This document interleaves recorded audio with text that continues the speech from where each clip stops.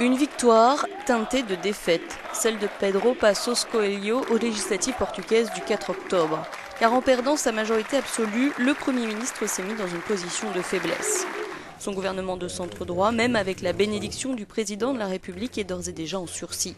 Aníbal Cavaco Silva, en faisant usage de ses pouvoirs présidentiels, a fait appel à la tradition pour justifier son choix de Passos Coelho comme Premier ministre. En 40 ans de démocratie portugaise, la responsabilité de former un gouvernement a toujours été attribuée à ceux qui ont remporté les élections.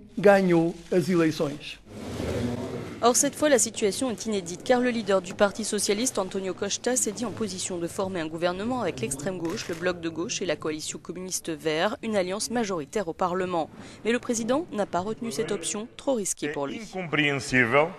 Il est incompréhensible que le président nomme un Premier ministre alors qu'il sait pertinemment qu'il n'a pas et n'aura pas le soutien d'une majorité au Parlement.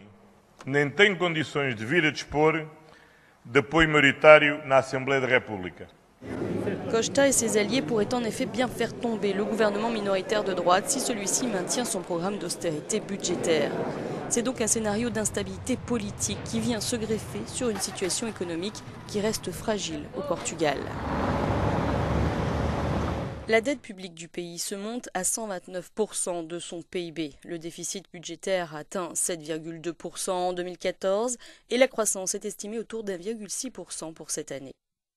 C'est en mai 2014 que le Portugal est sorti de son programme d'aide internationale. Mais 4 ans de crise ont stoppé net la tendance à la réduction des inégalités et de la pauvreté. Tous les indices sont de nouveau en hausse. Près de 20% de la population survit avec 411 € par mois au niveau du seuil de pauvreté et le fossé entre les plus riches et les plus pauvres s'est un peu plus creusé. Inverser la tendance et augmenter le pouvoir d'achat des Portugais font partie des défis du prochain gouvernement qui devra commencer par faire adopter le budget de l'État 2016 et ses marges de manœuvre sont toujours aussi étroites.